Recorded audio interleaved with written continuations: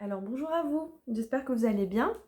Là je vous fais une présentation d'un livre que j'avais posté sur Instagram, que j'ai trouvé aux antiquaires et en fait vous pouvez le trouver super facilement sur internet.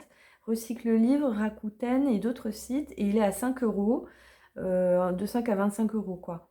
Voilà,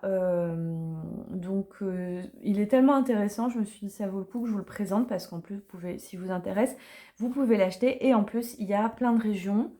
Normalement, il y a toutes les régions de France. Et donc, je n'ai pas vérifié si on trouvait toutes les régions de France, je vous dis sincèrement. La Provence, on le trouve facilement. Il y a aussi le guide de la France, mystérieuse, qui est antérieur à celui-là. Voilà. Alors, c'est les guides noirs, Club Princesse. Voilà. Voilà, c'est un beau livre. Il est bien épais et les illustrations, tout est super hein, dedans. C'est très, très bien fait. Alors, on y va. Ah oui, je vous fais une petite aparté, pardon. Le petit Lenormand Grimoire, je viens de le mettre en ligne sur Etsy. J'attends les livrets, mais en fait, il est déjà sur la ville, le livreur. Il n'est pas venu aujourd'hui, donc on les aura dans les jours qui viennent. Donc du coup, j'ai déjà ouvert les ventes sur Etsy. Je vous ferai une annonce officielle et une vidéo de présentation officielle dès que j'ai les livrets. Mais voilà, vous pouvez déjà le commander si vous voulez en avant-première. Donc, allez, on y va.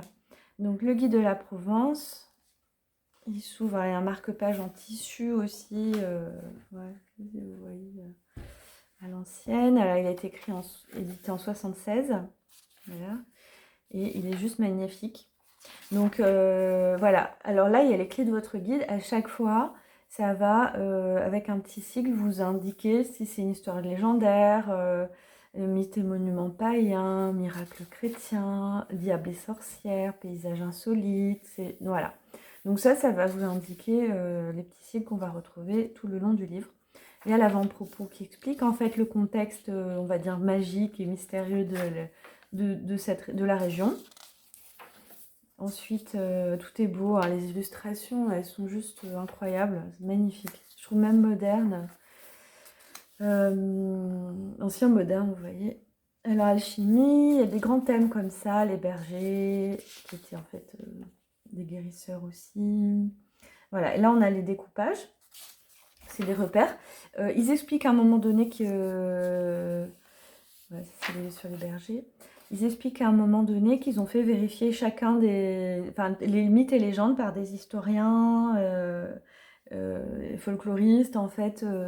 Donc c'est très bien parce que c'est sérieux du coup. C'est pas des légendes qu'une seule personne a dit, ce sont des choses connues. Il y a toute une liste de noms après. Voilà, Montélimar. Alors, vous voyez, les interpages sont orange avec la carte et ensuite on retrouve... là, on est dans la galerie du fantastique. Voilà, il passe là, après, on a les régions et les villes en détail. Là, c'est les régions générales. Vous voyez, c'est super. Camargue. Voilà, alors là, je vais passer. Donc, tout ça, c'est comme ça. Et donc, voilà, les agriculteurs, vous voyez, les illustrations sont juste incroyables. Les santons. Alors, on apprend énormément de choses. Et même, on peut le parcourir comme ça. Se dire, tiens, je vais lire juste une petite anecdote ou un petit morceau. Voilà, Marie, elle parle de Marie-Madeleine aussi. Donc là, ça parle voilà, aussi de Tzigane, comme on a vu. La Vierge Noire. Alors, tac. Alors voilà, là, il y a les dates importantes de la région. Et ensuite, on rentre dans les régions avec les villes. Voilà. Donc, on a Aix-en-Provence. Et à chaque fois, on va avoir le petit sigle qu'on a vu au début. La capitale des hommes cruels. Il faut savoir qu'il y a des grands tribunaux à Aix, c'est connu. Nous, on a beaucoup dans la région Côte d'Azur. Les grands procès se passent à Aix. Donc, ça, je trouvais ça drôle. Voilà, il y avait ce truc, un peu de justice, je crois. Alors, en fait, c'est drôle et c'est super intéressant parce que on apprend des choses vraiment sur la ville, le lieu où on vit, elle est aussi sur les villages. Et c'est très instructif et en même temps, ça donne un autre regard, quoi. Ça réenchante, on va dire, les endroits qu'on connaît, que ce soit en vacances ou qu'on y vive. Voilà, la nuit des sorciers. Bon, il y a beaucoup d'Aix-en-Provence, hein, il y a plein de légendes. Et c'est vrai que vous allez voir, il y a des lieux incroyablement chargés. Bar-sur-Loup, voilà. Alors, je connais bien Bar-sur-Loup et c'est pas très grand. Et pourtant, il y a quand même des légendes dessus. Il y en a beaucoup. Voilà. Et c'est pas grand, hein. Voilà, bah, j'ai gardé Bray évidemment. Alors, Beaulieu. Et du coup, voilà, on a toutes les régions avec les illustrations. Et je vais vous lire un petit passage. Regardez-moi ces illustrations. Pour vous, ça vous donne une idée. Alors, c'est vrai qu'on en découvre. Il y en a que je connaissais. Mais du coup, voilà, il y a vraiment qu'on connaît, mais qui sont expliqués différemment aussi. Parce que c'est voilà, c'est du bouche à oreille, hein, des fois. Et ouais, j'ai encore appris des choses alors que j'en ai lu d'autres, hein, des livres sur les thèmes de la région. Voilà. Bon. Et la superbe Mandragore. Bon, enfin, c'est juste un livre génial. Hein. Franchement, je vous le recommande. Et on va se lire Bray-sur-Roya. Il est là. Hop. Juste celle-là. Danse au-dessus du gouffre.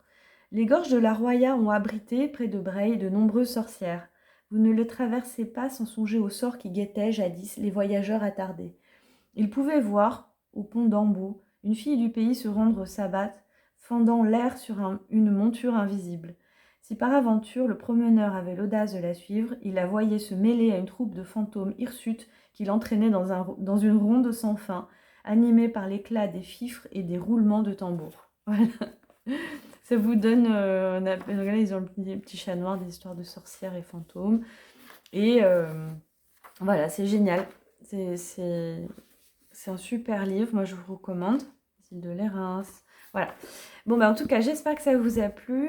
Et puis, bah, dites-moi en commentaire si vous en avez des livres sur les légendes de votre région, si vous connaissez ces éditions-là aussi. Et voilà, et je vous dis à bientôt.